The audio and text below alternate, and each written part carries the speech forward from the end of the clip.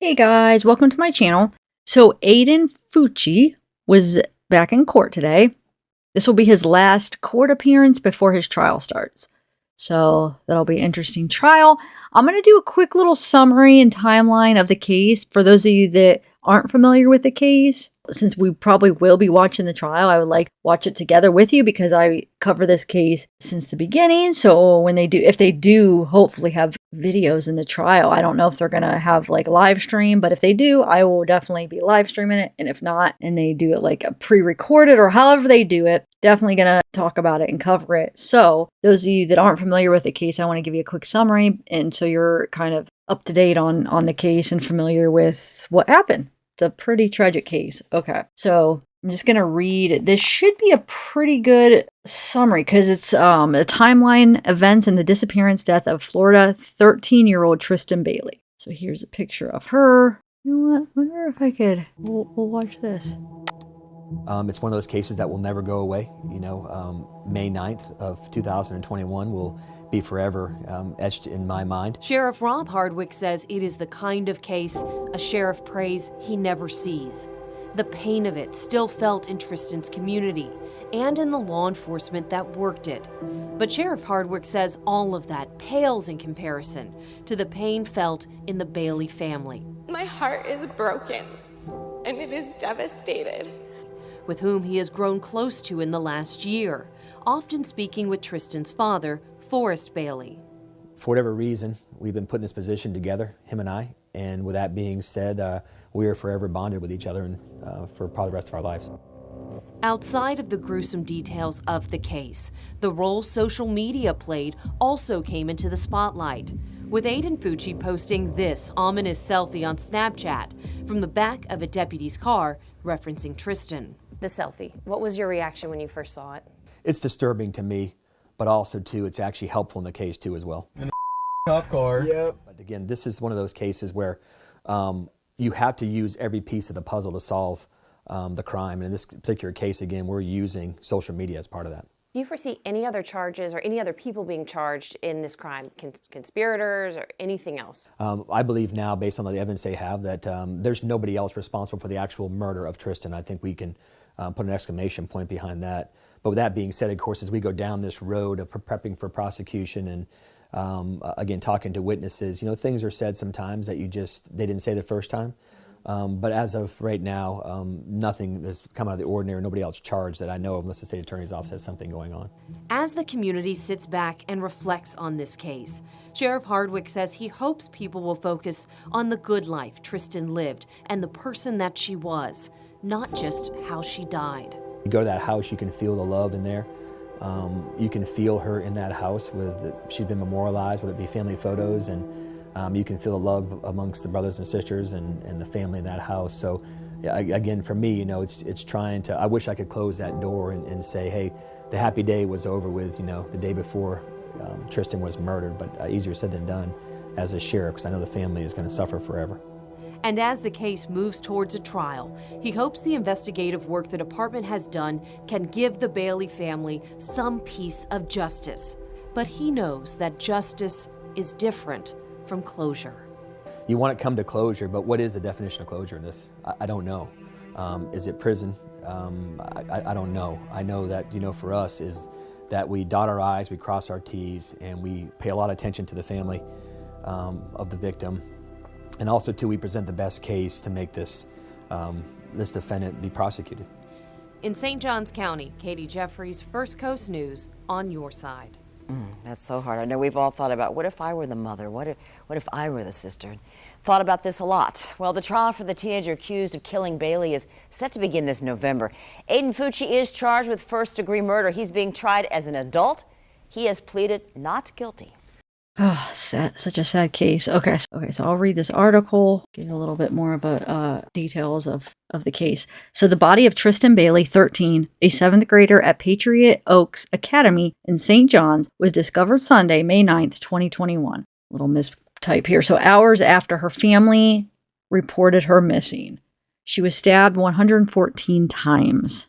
Aiden Fucci, who was 14 at the time of her death, has been arrested on a first-degree murder charge in the death of Tristyn. His trial is expected to begin in November. What happened to Tristyn Bailey?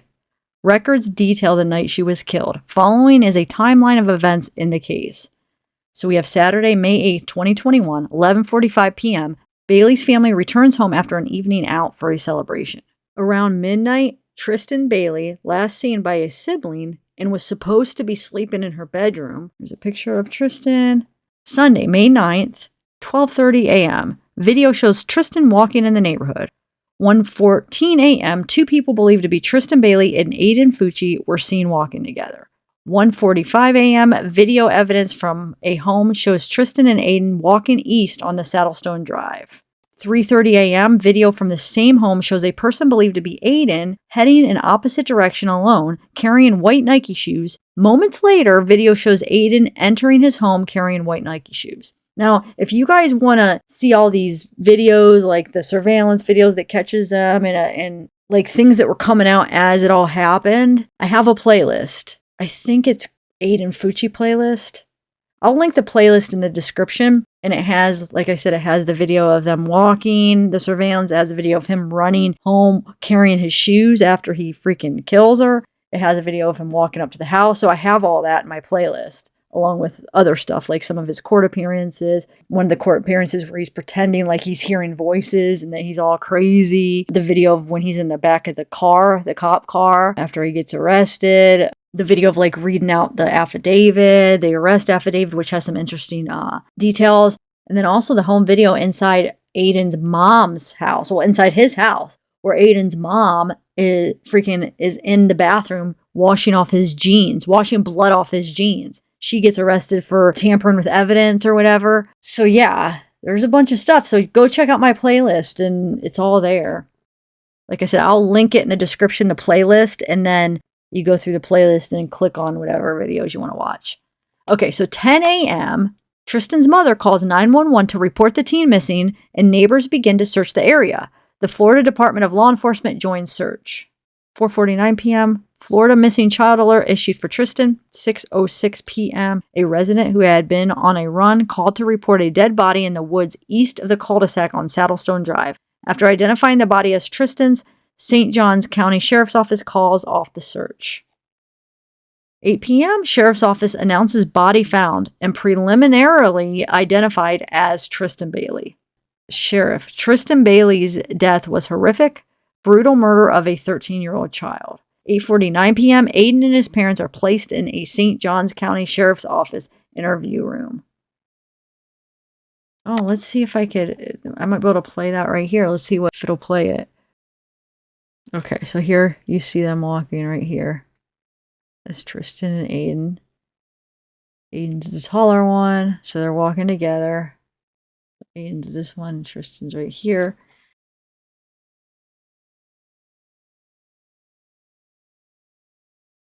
And now he's running back. So this was moments later, after he kills her. He runs back, he's holding his shoes.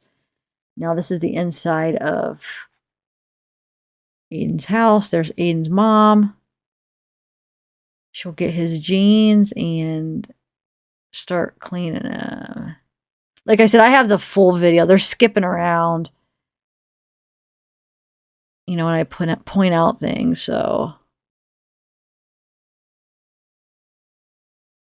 there's more of them downstairs than the one that I have.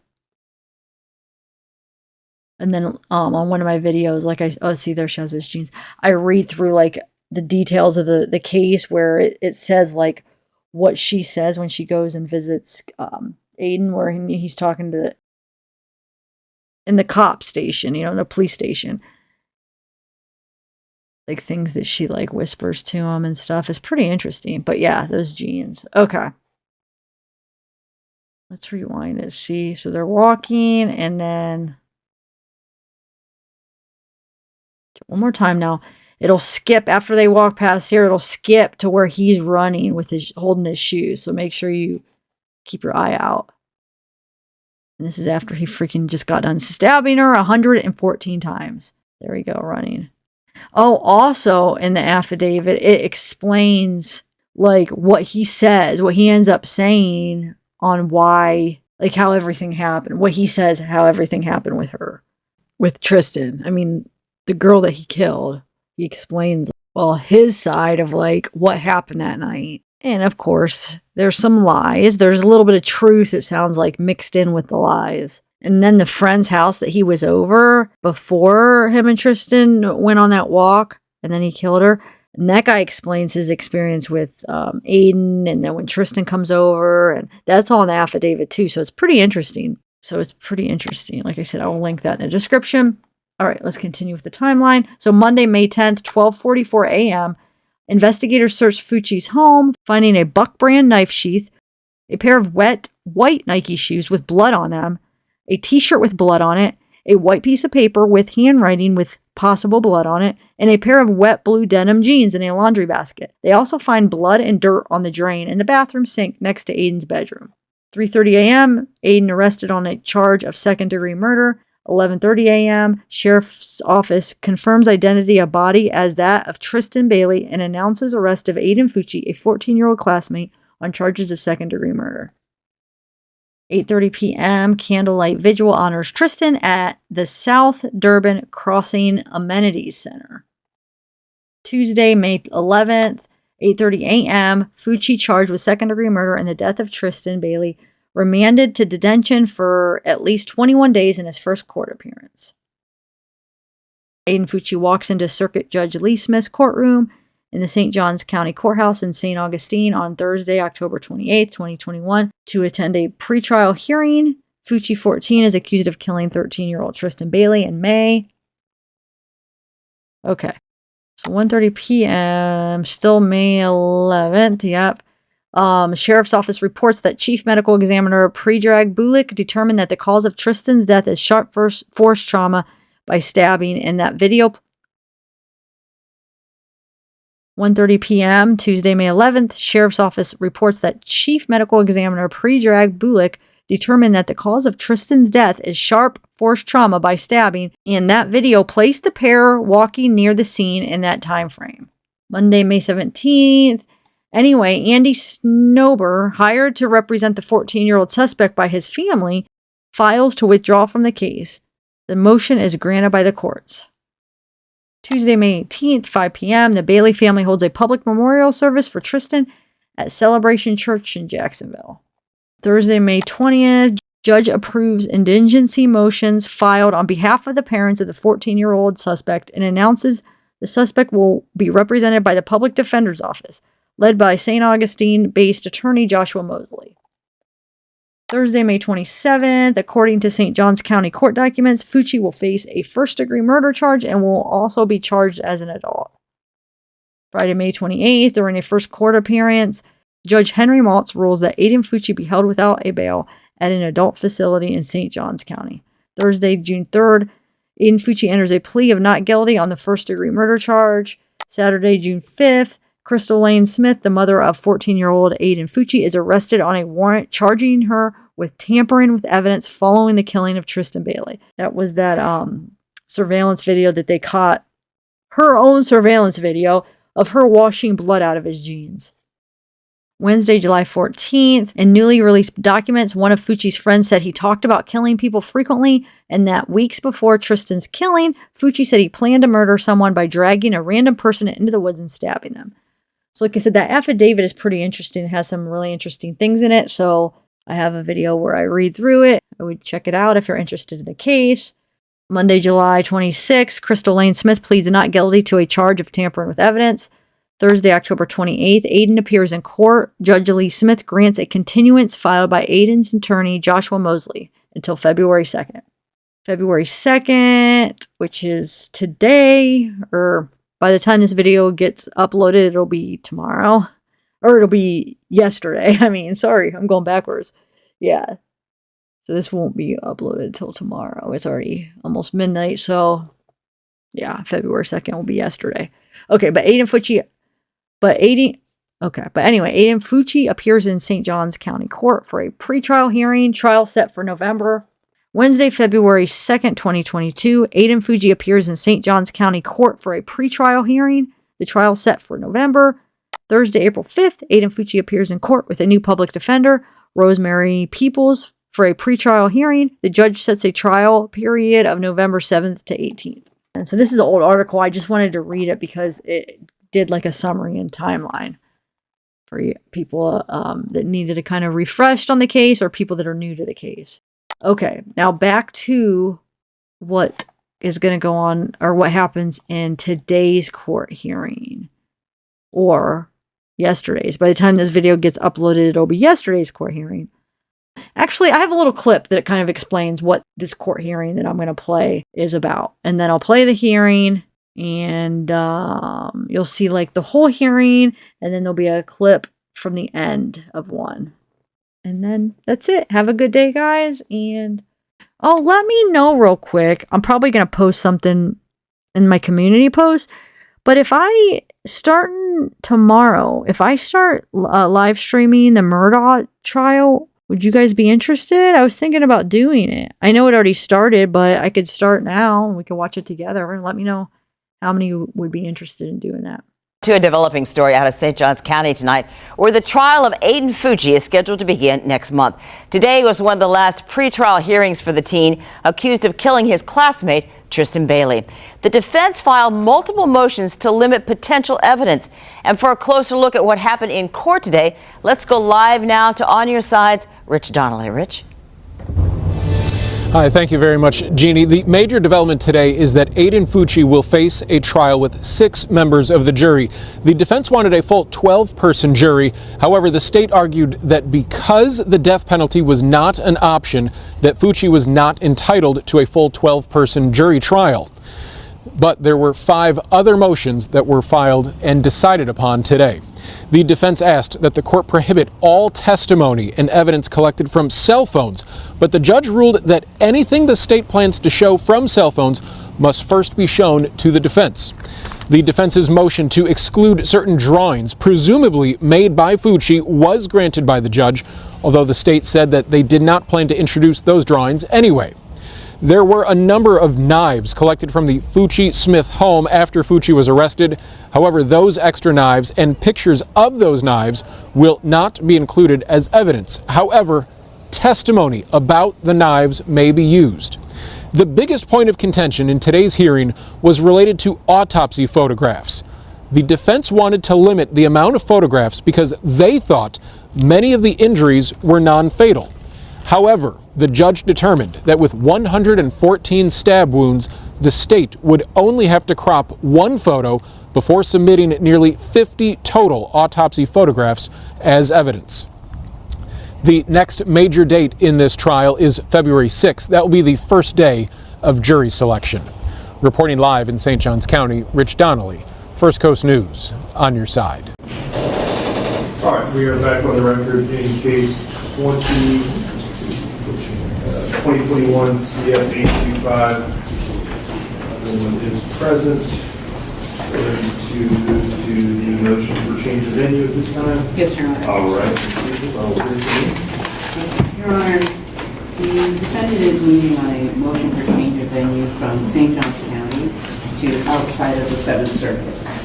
I will not go through each of the exhibits that are provided to the court, but it's the intent now just to highlight some of the issues that are presented within the motion and the exhibits. So we have certificates of good faith from the defendant, from counsel, and from members of the community. In this particular instance, on this instant case, it starts on May 9th, Mother's Day. An Amber Alert goes out throughout the entire community. So all of St. Johns County is aware of this case. And that day in particular is very poignant in how this case is publicized and the media attention to it and the discussion in the community about this case. My client, Aiden Fucci, was arrested.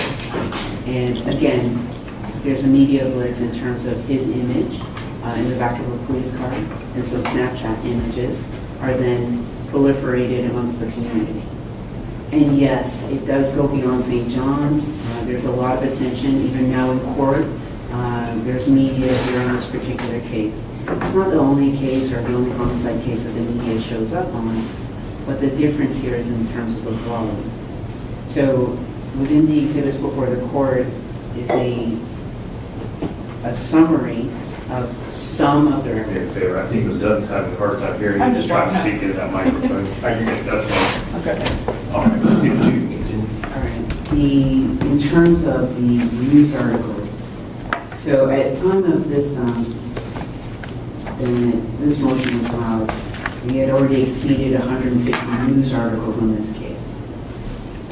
The greater weight of those articles are coming out of the Jacksonville media. They're permitted to do that. There's nothing illegal with what they're doing, but it is drawing an inordinate amount of attention to this specific case. So, in addition to that, there is Sheriff Rob Hardick. This isn't the first or the only case that he's had media interviews on, but again, he's had several on this case, and then his statements specific to this case are then proliferated again or placed out there in St. Johns County. It's not just someone's neighbor or some random individual. This is someone that received a large portion of the vote in St. Johns County. His words and his opinions carry weight, and they're out there for all to hear. St. John's and Duval. It's not to say. When were those statements made? What was the last statement made by Sheriff? I have a transcript here. I want to say it was just around Mother's Day of this year. But the court gave me a brief moment to double check. It's not dated. It's not dated. I do have the video clip, and I will get that answer to the court this afternoon or in a short time from this. But I do believe it was around Mother's Day last year, where he sat down with Katie Jeffries and had a discussion about this case. Nothing illegal in that sense. But for when we start to get into the specifics and the facts of the case, or I would say improper. So we have Hardwick and then R.J. Larissa, the state attorney. Now in other jurisdictions, it's not uncommon for the state, for the public defenders or the defense attorneys to file motions, protective orders to prevent the sheriff and the state attorney from making public statements about the case. Seventh Circuit, we haven't done that. It's been my experience with the state attorneys, at least the line attorneys, for example, Dunton and Mr. Johnson, that any communications that they have with the media is post-conviction. They're usually pretty tight-lipped about the facts of the case before the case actually goes to a jury trial. It's not to say that they never say anything, but I've never seen or experienced this level of detail from the state attorney's office. Again, R.J. Larissa overwhelmingly got the vote throughout the circuit. So again, this is an individual that carries weight and his opinion matters in the community. So to have these two public figures speak not just their opinions on the case, but details and facts to the case, it taints the well in terms of the jury pool that we have. Do you have the dates or the last time Mr. Larissa spoke about this case? I do not right before me right now, but I can get those dates to the court. All right. So I will provide the dates for, and both of these individuals or these public figures, they also have Facebook pages where they're also opining and providing facts about the case. So I don't believe that's in here, but I will get all those dates to the court. So in this particular instance, it's not just the overwhelming opinions of Sheriff Hardwick or State Attorney Larissa. The media attention that has been brought to this case in terms of the vigils, nothing new. Whether we're looking to a case as old as the Colley case or others, where the community will have some form of vigil. The difference is to the terms and the numbers. So in this particular instance, there were vigils at the schools, there were vigils in that specific community of Durban, there were vigils that were live streamed at a church, where large portions of the community attended and or watched. And then it continues in terms of the fame or the notoriety of this particular case is so great that there's even fake pages on Amazon where they were selling images of the decedent.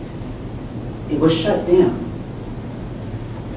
But it's just, that's how big the case is, that there's so much attention to it. Now, within St. Johns County, the vigils and the attendance to them continued after in the forms of ribbons. So you have members of the community purchasing teal ribbons and decorating the community in remembrance of the decedent.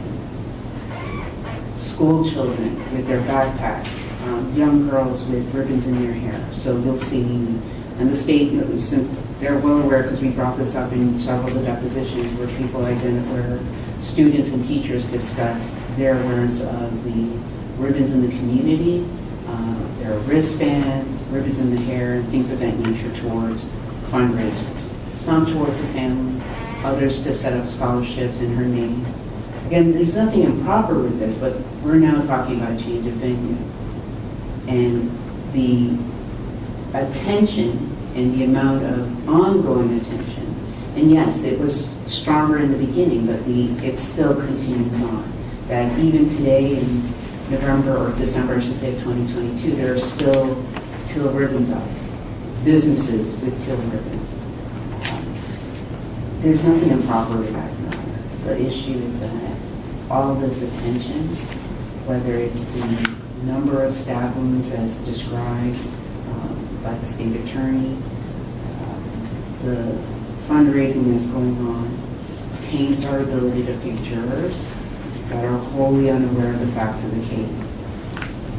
Well, why is that the standard? Wholly unaware of the facts That of is the not the case? standard. That is not the standard. It's to whether they can be fair and impartial.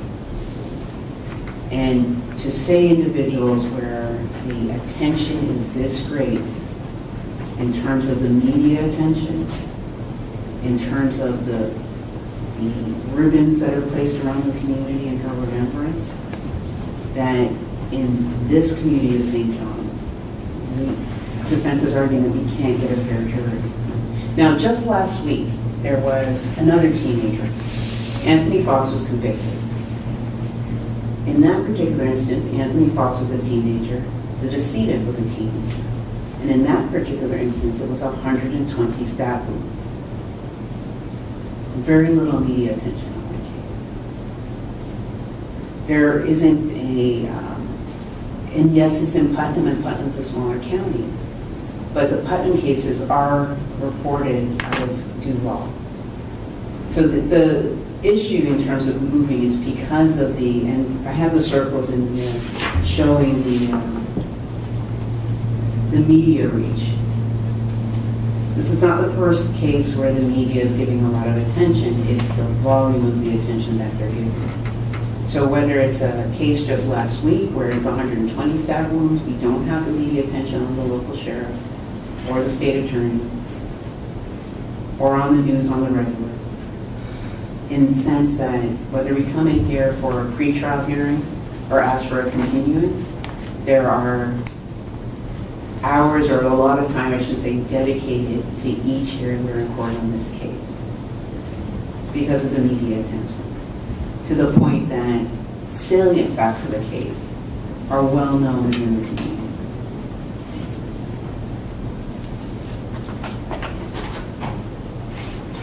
So pretrial publicity in this instant case is to the point where the argument is that we cannot find impartial jurors who are unaware of the facts of the case.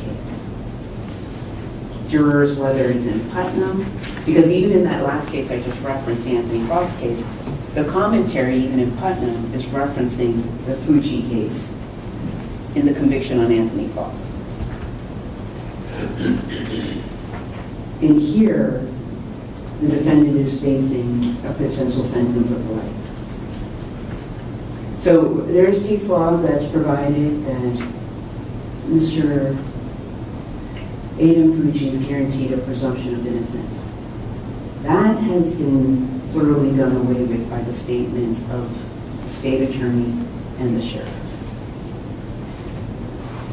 He has a constitutional right to a fair trial. And it is the position of the defense, in light of the media attention and the media attention in the words of the sheriff, the state attorney, and the ongoing commentary by local attorneys it's not only local attorneys, but just the ongoing commentary about this case, that Aiden Fucci in this particular county cannot get a fair trial.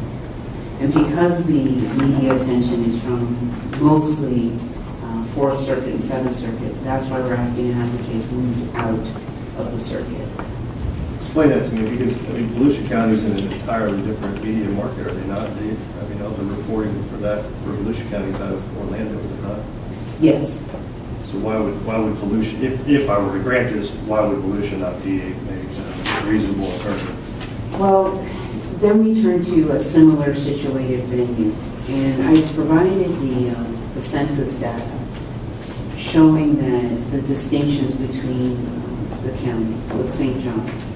Now, let's pull that up. So looking at exhibit number 9,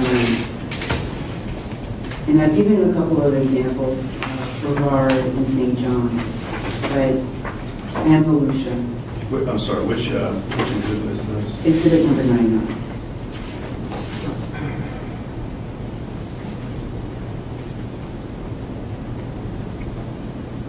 So there are distinctions in terms of the population. Now, the greatest distinction of all is that St. Johns County is the wealthiest in the state and one of the most educated in the state in terms of the amount of people with bachelor's degrees and beyond. So those distinctions are one of the reasons why we would say that Volusia is not similarly situated to St. John's. But to the media question, yes, it would be less in Volusia. And they would have a greater population density, meaning more individuals present that would give us a better chance of finding jurors that are unaware of the facts of the case. Yeah, that's not the standard. Unaware is certainly not the standard. Correct, it's fair and impartial. But in Volusia County, we're also dealing with the effects of R.J. Larissa that he's voted in by members of the community of Volusia, overwhelmingly. And his words, his description of the offense in terms of number of stab wounds and his description of those stab wounds are known even in Volusia County. I would say that his words would have more attention or gain more attention in Volusia County, whether it's his Facebook page and things of that nature. So we're still dealing with similar issues that it's not just the media, but it's the words of these individuals that carry a lot of weight in the community. And yes, the question is, can we get a fair and impartial jury? And it is our position for the defense that we cannot in this circuit. We clearly cannot move forward. And that's why we're trying to have it moved out of the circuit for those reasons. And then again, I know this is an extraordinary motion because it's usually not argued until an attempt is made to pick a jury. I know that. And it's been over my years of practice to wait and see. But I've never had a case with so much attention before. I've never had a case where even the defense continuance is on the local news. I've never had a case where the sheriff is having multiple interviews with local media and the state attorney is giving the level of detail that's provided to the local media. Do you have examples of cases where the venue had been changed prior to an effort or an attempt being made to select a jury? I do. I don't believe I cited it in the motion, but I do, Your Honor. And I'm sorry to have to come back in a moment, but I can answer that. I believe it was a Cooley case. I didn't cite to it, but it's CWY was moved in a similar instance where the community on a whole was aware and had fixed opinions about the guilt of the defendant. And the population in that community was smaller, and that's why he was moved in terms of everyone has opinions, everyone's heard about the case, and it's a very small community. Do you know what county that was in? I do not, but I can get that to the court. But it was a smaller county in terms of numbers smaller. Now, and the other side of that would be an example of the Cruz case, where that was, the publicity on that went nationwide, but it was in Broward County. Population in Broward County is well over 1 million. It took several weeks to pick a jury, but they had a population large enough that, yes, they had an ability to find jurors that could be fair and impartial and weren't aware of the detailed facts of the case, didn't have children in attendance at that local school. In this particular county, the population is, by the last census, a little over 220,000 persons. We're not dealing with a population density in the millions. St. John's County? Yes. It's 292 in 2021, and I'm certain we're over 300,000 by now. I believe we're closer to 300,000 at this point. I'll go with 300,000 by the court in the state. It's a rounded off number. It's still not in the millions, and we're still dealing with a case where just about everyone in the community not has only heard about it, but has an opinion about the case, a fixed opinion about the case. And that's why we're trying to, in our procedure. What are you basing that statement on? I mean, when you say that people of the community have a fixed opinion, how can you state that? I mean, I understand the pretrial publicity, but how can you state that the community has, we can't find, enough jurors to have open minds before hearing all the facts and evidence? Yeah, again, it's the exposure. It's the exposure in terms of, it's not only that they know his name and have the images of him in shackles walking in and out of court. It is not just that, but it's those images and the opinions that he's guilty. It's those images and the opinions of the sheriff and the local state attorney discussing what they've distinctly said are the actions of Aiden Fucci in causing the death of Tristyn Bailey. So then the commentary that you'll see, whether it's on Facebook or any of these local articles, are discussing his guilt and their opinions on his guilt, being Aiden Fucci. And that's within the community of St. John's and yes, control. And I can provide, I've given 100 articles. I want to say we did print out close to 150 articles, but I can provide a commentary on those articles also, because I did not do that. You're talking about the user commentary? Yes, sir. So we do have the affidavits from those individuals in the community that are attached.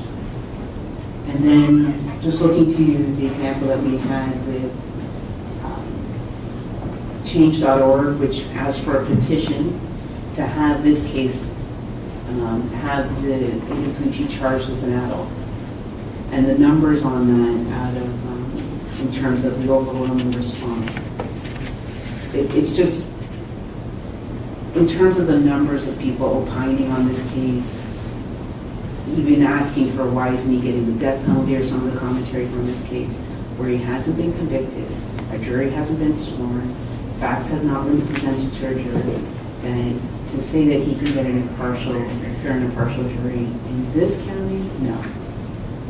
And I do understand the court's interest in potentially, even though the court hasn't said yes or no, in potentially some of the minutia.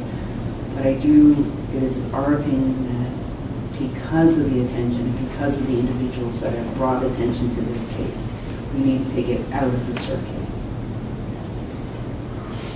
If it went as far south as Dade,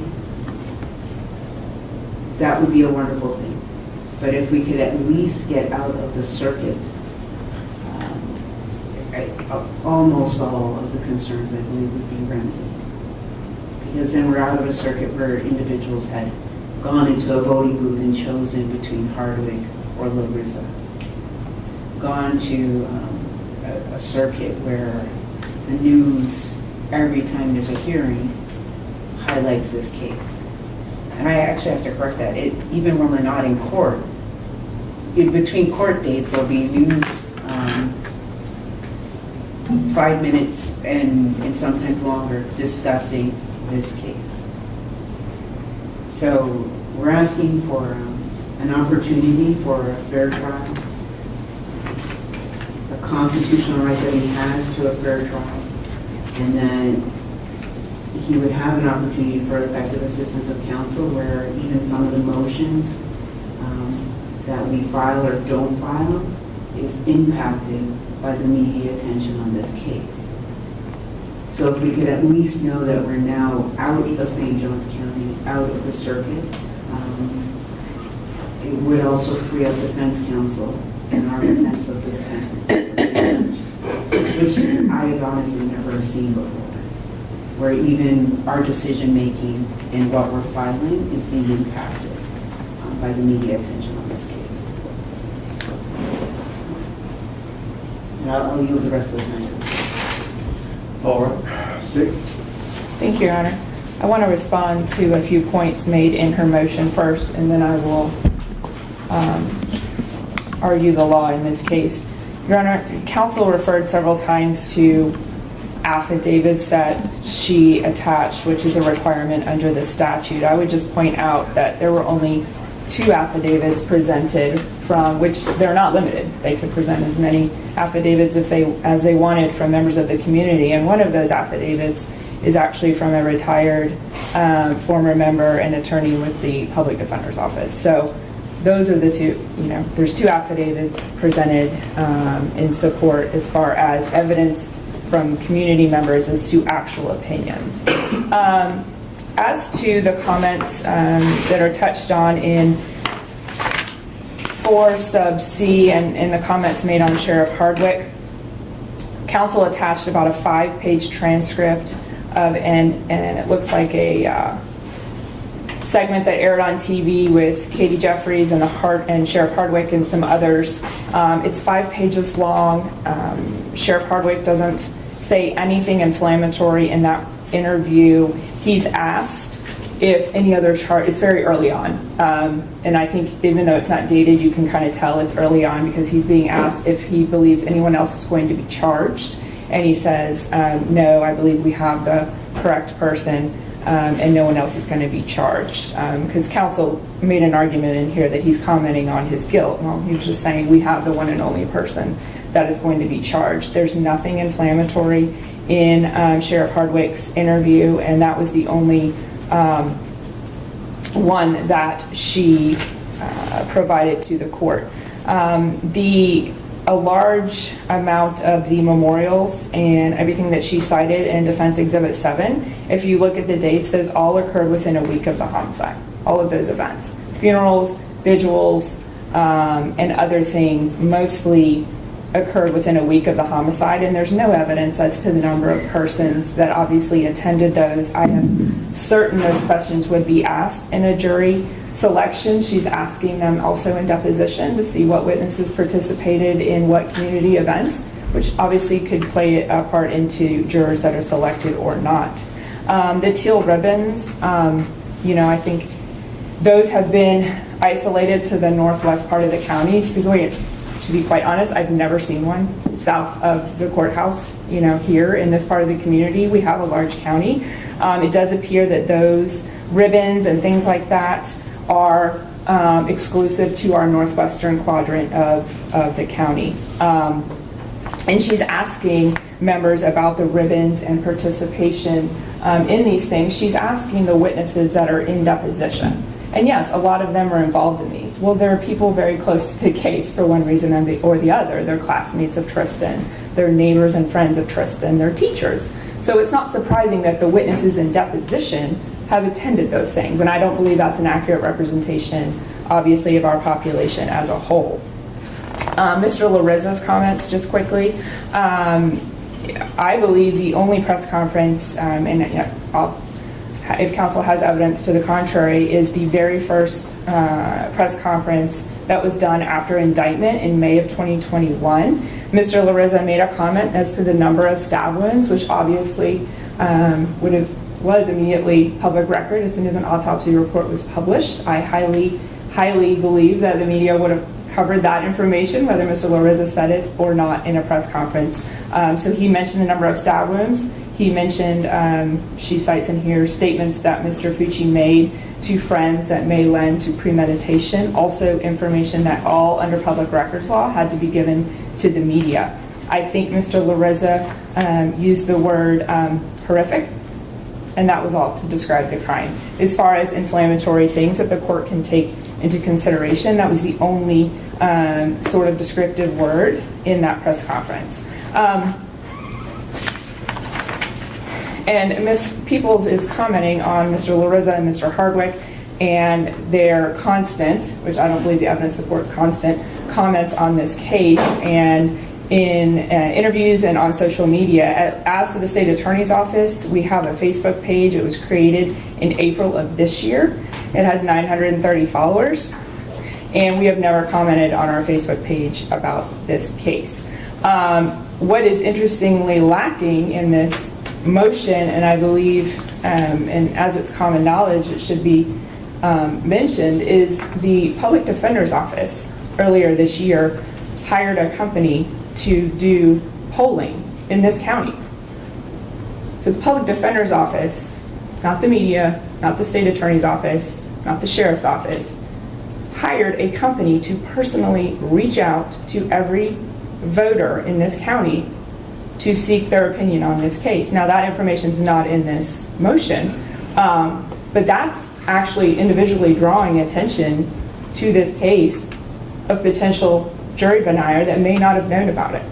Those were actions by the public defender's office. So I wanted to mention that because I don't think it should go unnoted, as far as that was a personal reach out by this office to gauge opinion that now is not included in this motion.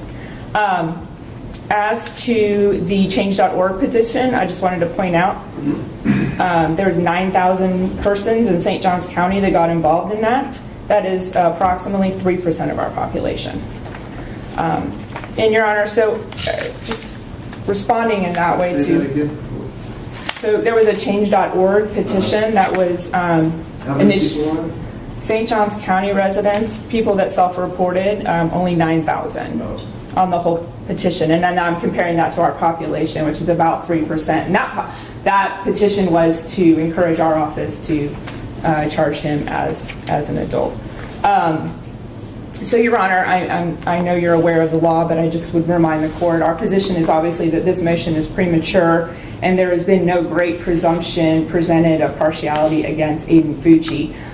There's a two-pronged test that Your Honor must consider and rule on in making a decision on a change of venue. And one is the extent and nature of any pretrial publicity, which we've been touching on now. And two is obviously the difficulty encountered in actually selecting a juror. So that's why this motion is premature, and there's been no overwhelming presumption of partiality shown to Mr. Fucci that would take the court's analysis out of the case law on this subject. When you consider the extent and nature of pretrial publicity, there's a number of factors the court should consider. One is the length of time that's passed from the crime to trial. If we still proceed in February, it'll be about 21 months since the crime, the homicide, to trial. The other thing, Your Honor, is to consider when reviewing the attached articles that counsel's provided is whether the publicity that occurred consisted of just straight factual news stories or inflammatory stories. I've reviewed, it's hundreds and hundreds of pages that she provided. A lot of it appeared duplicative, but a majority of them seem to be centered around, especially that had to do with the facts of the case, were centered around that May-June time period once he was indicted. It's information about his location, the cause and manner of death, and things like that. What it seems to have occurred after that, like counsel said, is reporting on court dates and motions that were filed. But in May and June of 2021, as we released discovery, things were commented on. But since then, it's largely been about court appearances and the progression of the case. Another factor is whether the news stories consisted of police or prosecutors' version of events to the exclusion of the defendant's version. In the beginning, there was actually a lot of coverage on the statements Aiden Fucci did make initially. He didn't ultimately give a statement to law enforcement in an interview setting, but his initial statements, his initial denial, his Snapchat videos were put out, his statement to the first responding officer that he walked with her home and he left her. That's his version of event as far as the state has in its possession, and that has been put out to the media and also covered on.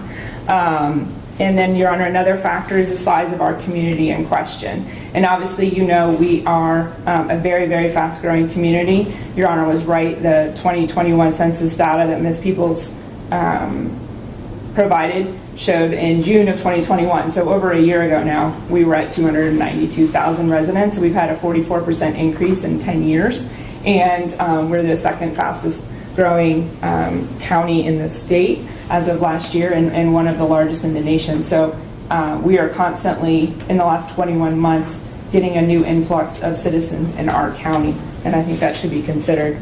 And then in the analysis, obviously, of the publicity is whether the defendant had exhausted all of his peremptories. So everything in your court's analysis has in mind the attempt to pick a jury. And when you review the case law, the courts are mindful of when courts are very liberal with allowing, additional peremptories, very liberal with the cause strikes. Obviously, I know the court, I've picked juries with the court and counsel, and I know that everyone would be very cognizant of the pretrial publicity, and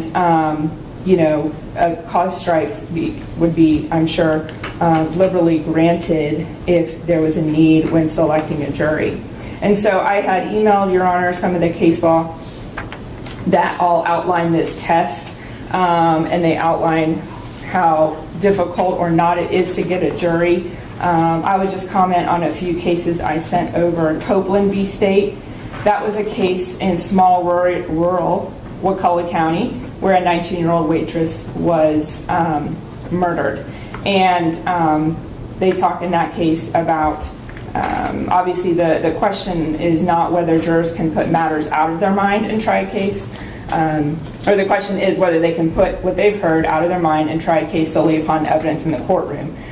They commented in Copeland that every single member of the jury veneer had heard or read something about the homicide, but that did not require or disqualify them as jurors.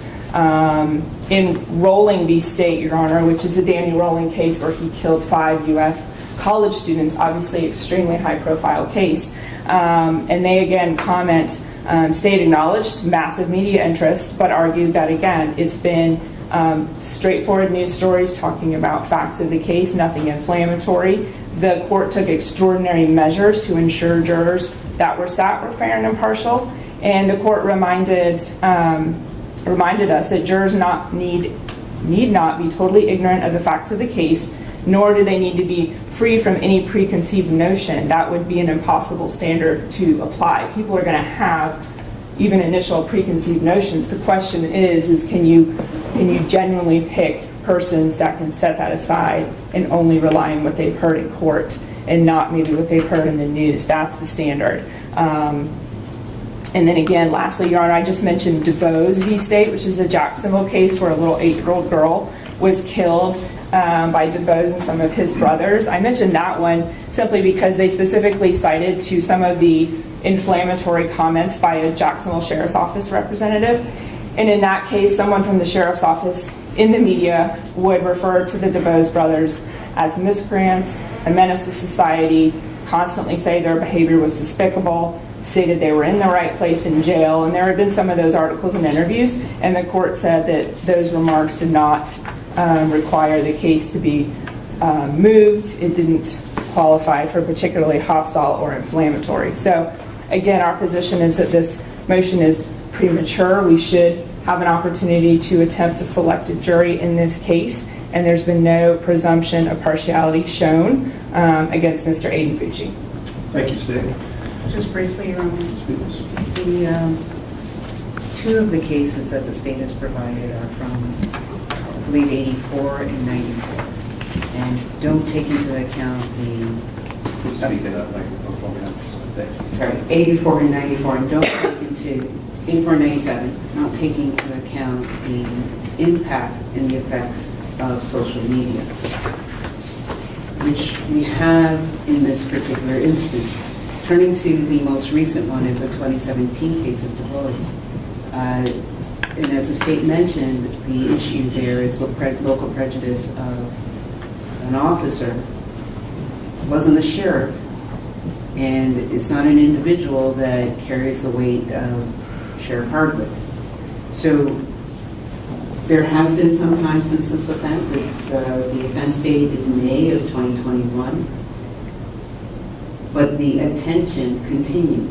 Even on the 28th of November, Sheriff Hardwick was commenting on the motion in local media on November 28th about the motion to change custody. It was just 2 weeks ago. So we're still having commentary by the local sheriff on this case that's impacting the views and opinions of the community. The statements of, and I know it's in here, but just to be clear, the statements of Larissa is that it's premeditation, could only be inferred. And then he describes the numbers as 114, and then he goes on to describe the stabbing action within the video. And just the fact that she had been, I'm quoting again now, just the fact that she'd been stabbed 114 times, 14 or 114 times, as a reason why this is premeditated murder. That's the elected state attorney. So we have an issue where the publicity is great.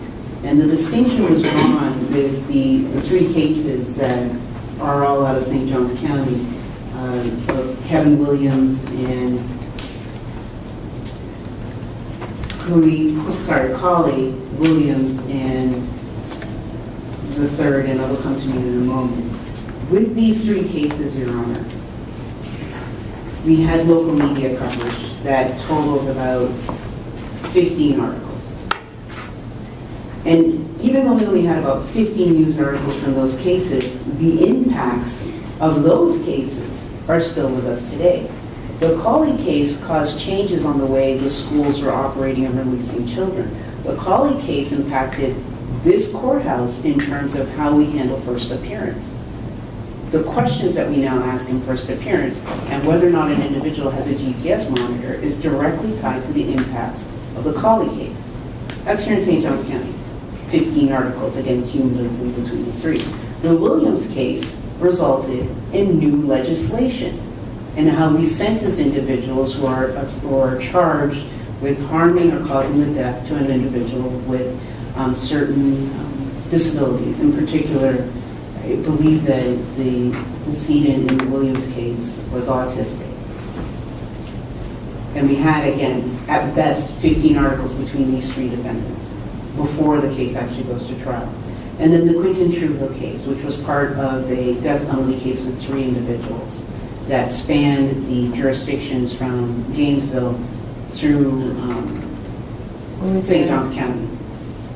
Louisiana. Right. The defendants from Louisiana, but the decedent from Gainesville. Tallahassee. Thank you. Wrong college. You're right.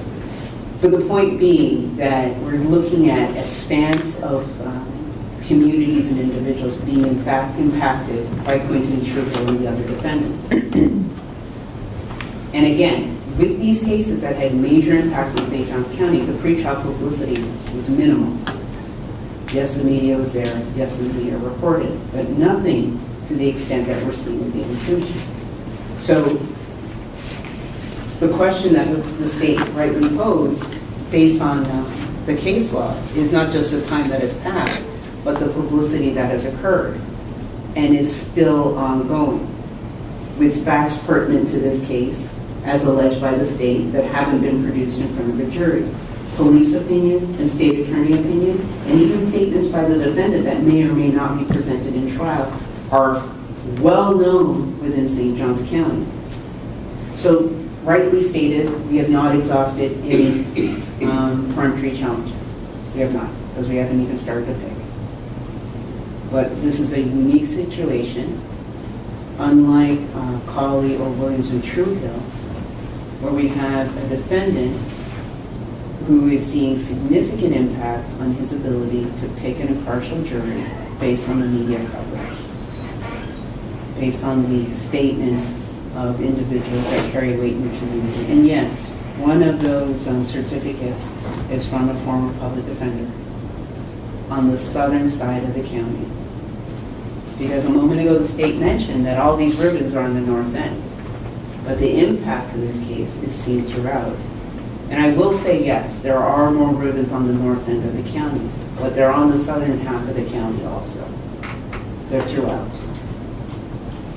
So I'm asking the court to, and we will respond to the questions of the court and provide some of the commentary from the individuals online. But we're asking the court to allow Aiden Fucci his constitutional right to a fair trial and not have it tainted by the politicians in this immediate community. See, the well in St. Johns County isn't like it is of jurors. It's in the sense of Dade or Broward, where we're dealing with millions. And yes, the numbers are growing, and yes, we have individuals coming in from out of state, but the media attention isn't changing on this case. So even there's new people coming in, the new people are also being exposed to the same media coverage. So the potential well of jurors in this county has been tainted by sheriff and by the state attorney, R.J. Larissa. And the best protection at this juncture of Aiden Fucci is greater than just the peremptory challenges. It's moving the case out of the circuit and out of the attention of the Jacksonville media. That from what at least from what I can see, it goes down as far south as about Palm Coast, which would be Flagler County. So with that being said, we're asking the court to change the venue, allow him his constitutional rights to a fair trial. And in terms of the polling, as another example of defense counsel or the team holding back on certain things because of the media attention in this particular case. What effect did that have on your motion? The polling? Was that in fact sent out to every single registered voter in St. Johns County? Not perfectly, no, Your Honor, because it was only by email address and we didn't have everybody's email address. Let me just ask you, I mean, I think we can agree that there's certainly been a lot of media coverage, but there are people, believe it or not, no offense to our media folks here, a lot of people who don't really watch or pay that much attention to the local media. But by sending an email, now we've actually reached into their computers, right? And so now they're receiving information that then may have triggered individuals who may not have been aware of this to then perhaps do some research into it or start paying more attention to it. Did you calculate that risk in making that decision? Your Honor, I know this is new for St. Johns County, but it's not uncommon for, and I think the Cooey case it did not happen, but it's not uncommon for defense attorneys when you're doing a change of venue to poll the community to get the views on the community as an assistance or a factor as to whether it needs to be changed. And yes, there were a few in the minority who were not aware of the case. There were a few, and I mean a minority. The majority of the individuals responding were in terms of this individual can't get a fair trial and details about the case or things like that that were being responded to. Your Honor, I'm going to ask that that not be considered. It was not included in her motion, which there are questions as to why it would not be, and we've not been provided that data to be able to respond if that's actually the sentiment. I believe if that was the sentiment, it would have been included. So I'm just responding because the state did bring it up. So in terms of whether it's a polling data or motions, that there are impacts on how we're approaching this case that I have not experienced before. So again, and that would come back into effective assistance of counsel, that it's affecting our defense of Aiden Fucci. That what we say and do is being reported or misunderstood or misconstrued. And yes, there's always that opportunity in trial, but if we moved it out of this jurisdiction, dealt with a jury pool that was unaware of this and it doesn't have the impact of this case that we're seeing in this community that are great. And that's what we're asking for, is that he's allowed this opportunity to a fair trial and that we cannot do that in St. Johns County. I'm not going to require you to follow up on those other matters because I think at this point I'm just going to go ahead and rule. I'm going to deny your motion to change venue at this time. Obviously, it's done without prejudice, and as we work our way through jury selection, certainly if it becomes clear that we're unable to select a fair and impartial jury here in St. Johns County, then obviously we will have to revisit this. But at this point in time, the court's going to deny your motion. We have one other matter on the calendar for today. You want to go ahead and address that at this time? Your Honor, it's just a motion to ask the state, without whatever mitigating circumstances they have, that they would release that, whether it's mitigating towards the trial, or the potential sentencing in light of a potential sentence review from the records. It's a Brady motion in essence. Okay. Without knowing if she's inquiring into something specific, obviously Ms. Peoples gets everything that the state possesses, so if there's something that Is there anything specific that you're aware of, or are you just talking generally? Generally. Well, I'll grant the motion. I think that that's really the law. And we're confident that the state will continue to provide anything to the defense, including any mitigating circumstances and issues from mitigating circumstances. Yes, sure. All right, so that's all the motion at this time. Do we want to set another hearing date? I would anticipate maybe there will be additional motions filed. Do you want to set something now, or do we already have it? Do we do it? I think we have it. I'm not sure if we have the date, so I have to see. There was some discussion about it. Let's see. Perhaps. I just saw some emails, potentially January 20th, but yeah, I wasn't sure if that was confirmed. That's correct. So that is the first week of my trial period in January. That's the Friday. I will keep that afternoon clear. Okay. So any trials they go in January, I'll just make sure that we don't have anything that will run into that Friday and that first week, and that way we can take up anything. I'll set aside that whole afternoon again, any other motions that we need, and then if we need an additional day between then and the jury selection, we can find some more time.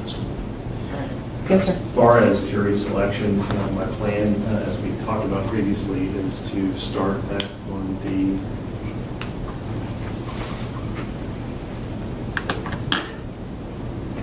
6th of February, that Monday, and then we'll just bring jurors in probably Monday, Tuesday, Wednesday of that week, and see how things are progressing. The question I have is, when would you all be ready to start the trial? If we were able to get a jury, let's say by Tuesday, if that happens, would we need to come back the following Monday, or? I don't anticipate we have one. Well, I don't know at this point. Right.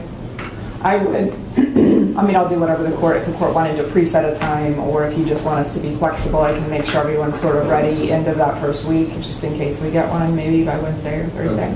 Okay. May I suggest, or do you know if your Honor's going to do, sort of like with the death penalty cases, since we're going to have extensive questioning, like a panel Monday morning and then Tuesday lunch, almost like a day and a half, or we're do it that we way. can do it? I think that would be best, because we probably should handle some of those initial issues first and clear. And talk about this, but the way that I have conducted cases that have received a lot of pretrial publicity is we didn't do a full examination of all the potential jurors. We just kind of hit on the media exposure first, and then just kind of sift people out, and then until we get a good group. So will that? I don't know that will take a full day and a half. No. With that suggestion, then if we have one panel in the morning, one in the afternoon, just that question, and then whoever's left, they could come in on a Tuesday and we could actually inquire them on everything else. Unless that's too quickly, but I do anticipate just the media question to reduce the numbers greatly. Yeah, I think it depends on how many people we want to work with to begin with. Right. I mean, if we had we can fit about 60 some odd in here, I think. Yeah. And then if you're down to 30, the question is, then do you just send them home and do another? Yeah. I think that would make the most amount of sense. Right. And then bring them all back. If we get to a point where we've eliminated that issue for cause challenges. So my plan is to bring him in Monday morning. I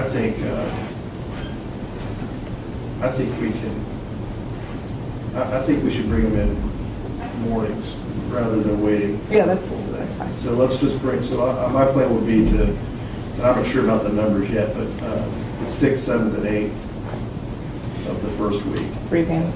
That would be, yeah. And maybe the 9th, maybe we'll do Thursday too, just in case. And then we also have, that Monday, the next Monday is our normal. So there would be so there jurors. would be some additional jurors coming in.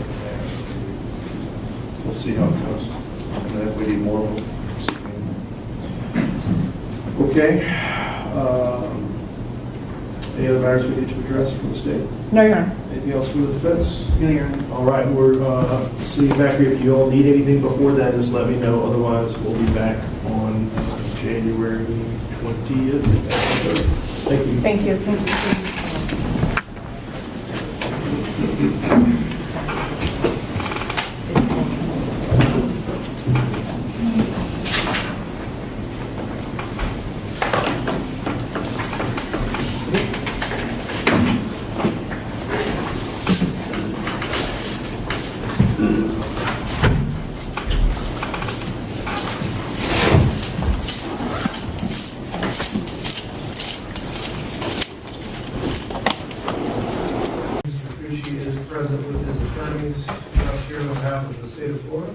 Jennifer Dutton and Mark Johnson.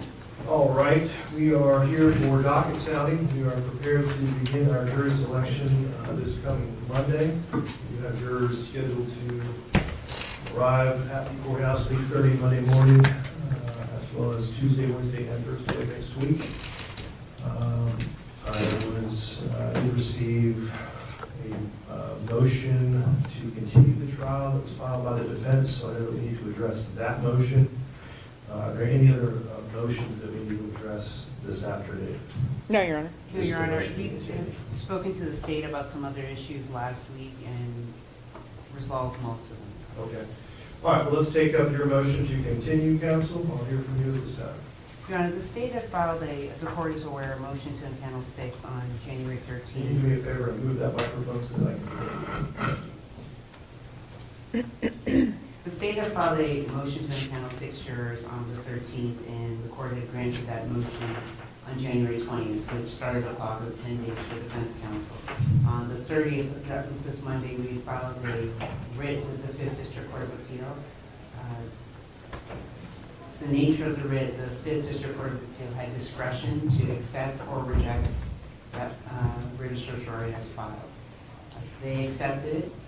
And following they asked the state, specifically Attorney General, to file a response to that writ within 20 days, and allowing defense counsel 10 days from service of the response to file a reply. So with all that in mind, Your Honor, defense counsel is asking for continuance because the nature of the writ before the 5th District Court of Appeal will impact the jury selection of this case. And jury selection, as the court is aware, is a significant irreversible issue should the DCA rule in our favor. So we're asking the court to stay the proceeding between the state of Florida versus Aiden Fucci as set for Monday, and allow the 5th District Court of Appeal to continue this process to review the writ as filed and give the Attorney General opportunity to respond. All right, Steve. Your Honor, we would object to any continuance in this case. The issue is well preserved. It is an issue that could be taken up on appeal post-verdict. In speaking with the Attorney General's office, I was informed that if the matter was deemed an emergency or necessary, at the time they asked the state to respond, they would issue what's called an order to show cause and staying the proceedings at the trial level. They did not choose to do that, so we are under no obligation to stop proceedings now. As Your Honor knows, this is the decision in this case, and Your Honor's decision is well-founded in over 50 years of case law in the state of Florida, supported by the Florida Supreme Court, U.S. Supreme Court, and we don't feel like it's any reason to stay the proceedings at this time. All right, I have a couple of questions for you, Ms. Peoples. I had received a copy of your petition for writ of certiorari to the 5th District Court of Appeal. One of the issues that you brought up is one that I'm just not recalling ever ruling on or ever having even discussed, and that was the number of peremptory challenges that each side would receive. I don't recall ever making a ruling that we were only going to utilize 6 peremptory challenges per side. Now, in your petition, you allege that I made such ruling. So can you tell me, was that done, or was that? Your Honor, when you reduce it from as charged, or reduce the number of jurors from 12 to 6, the number of peremptories are reduced also. That's not correct. We're still entitled to 10. Statute 913.08. Yes, Your Honor, but I don't have the statutes or the writ before me. Madam Clerk, if you'll pass this to Ms. Peoples, please. If your client is facing a life sentence, then he is still entitled to 10 peremptory challenges. So the court was always inclined to utilize 10 peremptory challenges per side. That never changed. So I want to make sure that that issue is cleared up. Right, but the reasoning before the court, subsection B is 6, if it's not punishable by death or life. And because the court had argued that the defendant is no longer facing an offense punishable by death, that's or why. Life, but he is facing a sentence punishable by life. Right, but 10 is an application for the capital charge. 10 is an application if life is an option, which it is. If it's punishable by life, then he's entitled to 10. Yes. He's going to get 10. No, and I'm in agreement, but it's the way the court had presented the argument that, because as you can see on subsection 6, is imprisonment for life is under subsection A or B. And the court's argument is that because, and I don't want to misrepresent or misquote, Your Honor. When did I ever say anything about peremptory challenges? If I did, I don't recall ever saying And that. I don't recall defense counsel making arguments about peremptories. I'm just saying that with the ruling as provided on the 20th, that the court had argued, in following the state's logic, that because he was not facing the death penalty, that he was facing a life sentence, that would reduce the peremptories down to 6. So I understand that's the court's what the position. statute says. So as to that issue, I want to be very clear. We're going with 10. I Yes. assume the state Yes. would be in agreement. And that was never ever brought up. Correct. So That is there the will law. be 10 peremptory challenges per side. So we're all on the same page on that. As to your motion to continue, I have looked at the petition. I have again gone back and reviewed the case law. And again, the court relied on Walling v. State, which in this court's estimation is directly on point as to this matter. And it's the only DCA case that this court can rely upon. And I know that you have relied upon Johnson v. State, which was also a first DCA case, but that was distinguished from Walling. Actually, within the Johnson opinion, they talk about Walling. And so, at this point, the only way if the 5th District Court of Appeal were to grant your petition, frankly, I don't fully understand why there would be an irreparable harm if he's entitled to a new trial. So I'm not sure if they're going to adopt it or address it as a petition, or if it's a matter that would come up later. But the bottom line is, in order for them they would have to certify conflict with Walling, which then means it would then have to go up to the Supreme Court. I would imagine that the state would then appeal it. So then we're looking at extending this trial and not being able to conduct this trial for quite a long time. And I'm just not willing to do that. I understand, but if the court looks at the timeline as presented, it's roughly 30 days. Well, That's for briefing. that's just for briefing. That's correct, Your Honor, but the last time that these aren't issues that take years on end to resolve. I don't think it's a light thing that the 5th DCA has taken the writ and asked for a response and reply. And the state is correct. It was not filed as an emergency writ, and that would be an error on defense counsel. So the state's now identifying that there's an error in defense counsel's filing before the 5th DCA is not identifying it as an emergency writ, and not identifying that jury selection would be on the Monday. So rather than compound the error on counsel's work and pick a jury, I'm asking the court to stay the proceedings in light of what the 5th DCA is doing at this time with your review. Because the court has had it before you, the state has identified, the defense did not identify it as an emergency rate. Regardless of that, there is no irreparable harm that would preclude this court from proceeding to trial next week. So I'm going to deny your motion to continue. We are going to proceed to jury selection on Monday morning. I need a statement of the case, so I have something to read to the jurors on Monday, so I know that you all will continue to work on that. Jury instructions, I want by 5 o'clock on Friday. If you have any proposed defense instructions, please make sure that I get a copy of those by 5 o'clock on Friday. All other matters of discovery are completed at this time. Yes, Your Honor, we've received a redacted copy of the transcript from the state and one of the videos that they did want to play for the jury. I just wanted an opportunity to go over that one other time with the transcript with counsel, with my client. Sure. So we were able to play it in part, but because we're in chambers, we'll see if we can hear it first. Okay. And that, just since Your Honor asked specifically, there is one other probably filing I will make later today or tomorrow. Ms. Peoples verbally knows what it is. It's not going to impact anything. Something that happened late that we had to react to. So it's nothing that's material to the case, but I obviously have to disclose it. She's aware of what it is. Okay. Let's see. I can get right into that. All right. Well, we will address any other matters that we need to Monday morning, but the plan is to be here by 8:30, both sides, by 8:30, and to begin our jury selection. As I previously stated, we have jurors reporting that morning. We plan to bring 50 up to the courtroom, so you can create your maps of the courtroom, if you will. And we will be referring to the, as we previously talked about, we'll talk about how we're going to refer to the jurors, and we'll go over all that on Monday morning. Okay? Yes, sir. Any matters from the defense? Not this time. All right. Anything else from the state? No, Your Honor. All right. Very well. We will see you back here Monday morning. We'll go to recess, allow everyone to clear out, and I'll finish up some of the cases. I'll let you know. Court is in recess.